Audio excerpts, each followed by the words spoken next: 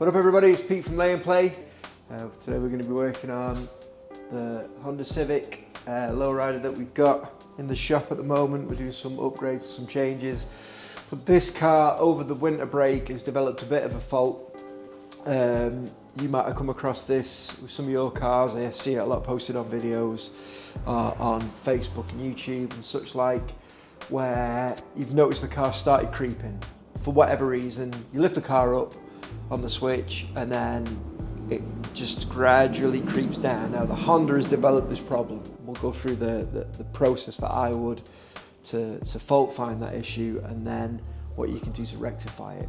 It could be one of multiple things. It could be a hydraulic leak, so there's fluid coming out of the system somewhere. It could be that the switch is stuck on, so the dump switch has still got 24 volts live, so either the switch is stuck or there's a wiring issue somewhere, or there's an internal leak, so it'll be a check valve or a dump valve, or maybe something else. There might be air in the system. So I'm going to list all these and then we'll go through the issues one by one.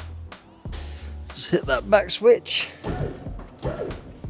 It's the rear lifted. And we'll watch as it drops.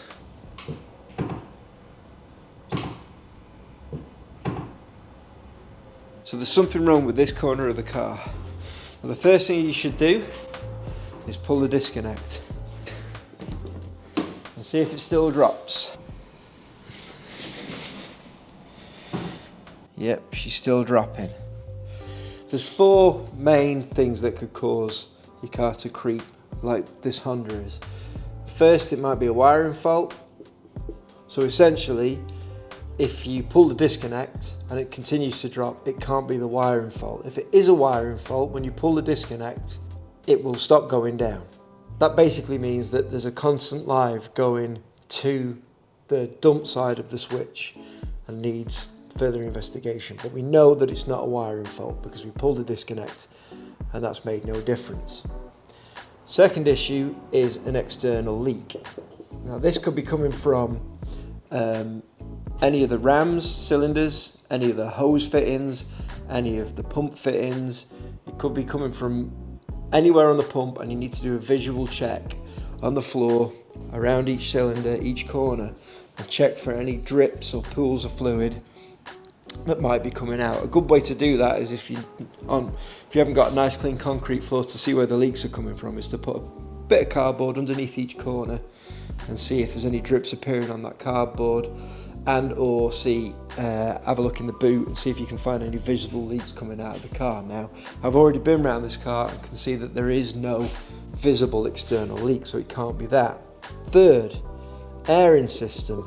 So if you've let the fluid levels get too low for whatever reason, or there has been a leak and you fixed that and you haven't topped up the fluid, when you hit the switch, if there's not enough fluid in that pump, it will start drawing air into the lines, and that air will eventually dissipate.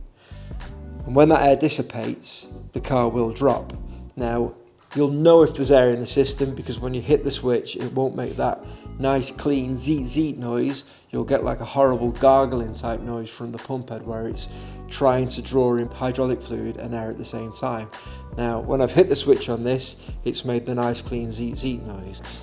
So we can rule that one out. Finally, it's an internal leak. This is the most common issue that I find with cars that have got a gradual drop and nobody else can find out where it's coming from. Now, internal leak could be one of two things I've found, and that could either be a check valve or a dump valve. Now, there's a really easy way to find out which one of these two the issue is, and that's just by closing the slowdown valve. If you close the slowdown valve and it continues to leak, then it can only be the check valve. If you close the slowdown valve and it stops leaking, then it can only be the dump valve. So let's go and do that right now. So I've dumped the car all the way down again, and I'm in the boot. And on this car, we have 4 slowdown valves, and they normally look like a tap or a faucet. So in this car, we've got these 4 taps. But essentially, if you close these, fluid cannot return back to the tank via the dump. So let's close all of these taps. There we go. And the last one.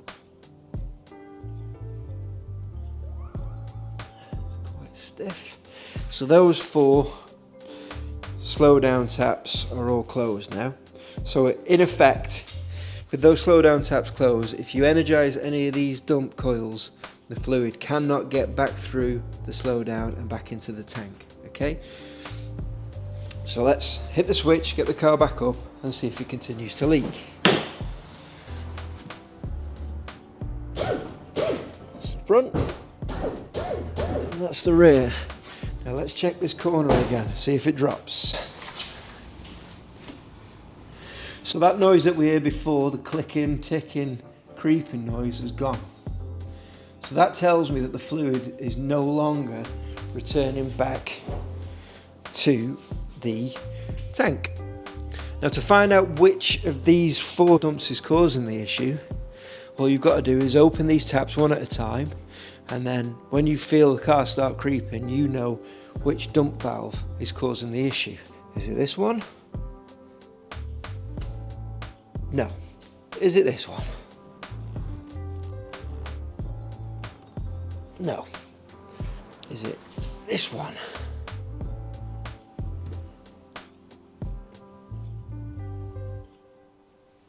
Whoa, stiff. No. So it must be this one. So let's open this tap and see if the car starts creeping down.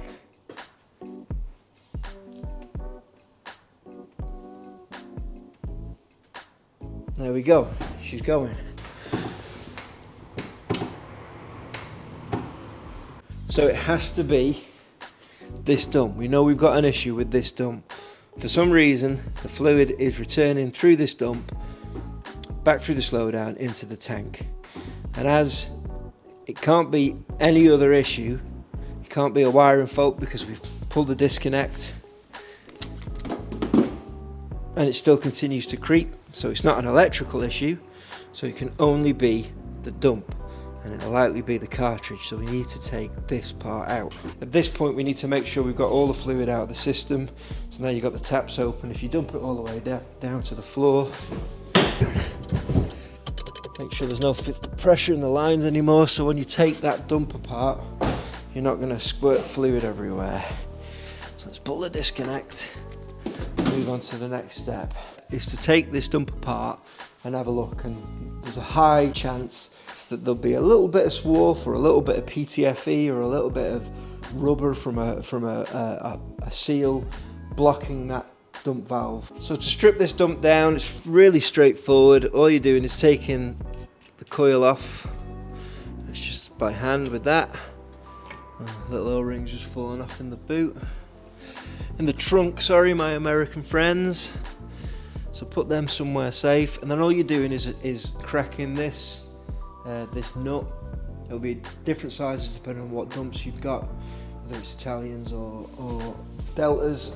So I'm just going to use an adjustable spanner.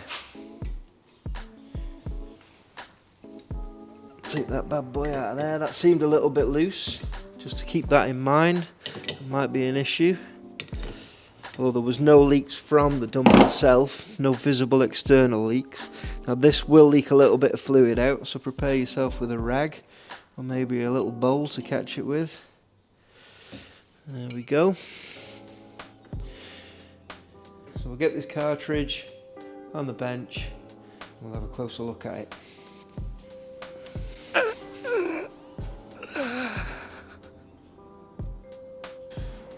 So, is the dump cartridge as discussed. So how this works, there is another video in this. We'll take this dump apart, it's already loose. On the top you've got a nut, it's never over tighten that, finger tight's fine. I'll make reference to, but in general, when you energise the coil, it turns this part into a magnet, which then magnetises a little metal slug, which moves up and down on a spring inside the cartridge. When it's unenergised, no fluid can pass through these little holes, and when it's energised, the fluid can. It's as simple as that. So what tends to happen is some bits of swarf or bits of PTFE or whatever else has got caught up in these holes and is holding the slug open ever so slightly, or the slug can't physically move up and down very well because there's crap and gunge and all sorts of shit out of your tank inside there, which is why it's important that you should keep things serviced. So I'm just going to take a screwdriver and I'm just going to push it in the bottom of there just to see what the movement's like, and straight away I can see some bits of crap coming out of those holes. So I'm just moving the slug up and down in that hole. It doesn't move very far, just a couple of millimeters. It seems to be moving okay, so I'm just going to take some solvent cleaner, some brake cleaner or something similar. I'm just going to spray out those holes. So I don't know if you can hear that. Just get the mic in close. You can hear the slug moving up and down. It doesn't move very much, but it moves enough. And I'm just going to blow out those holes just to clear any blockages.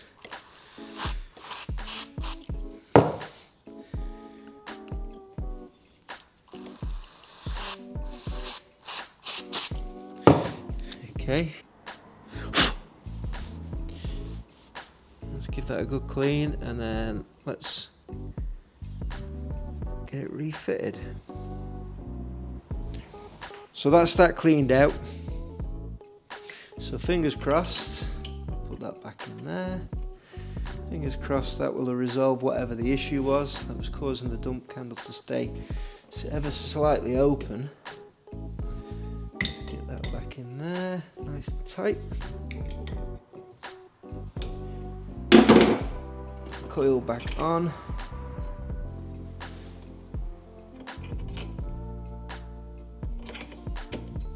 This only needs to be finger tight, and that's the repair done. Now the test.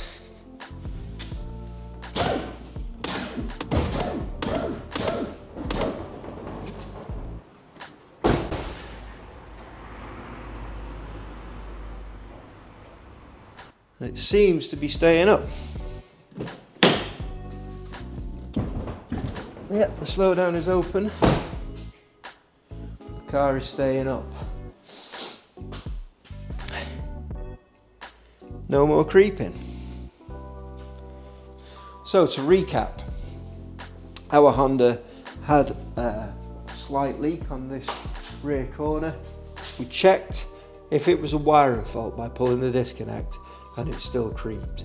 We checked if it was an external leak. We were looking for any fluid coming from any rams, any hose fittings, or anywhere on the pumps, and we couldn't find any of those.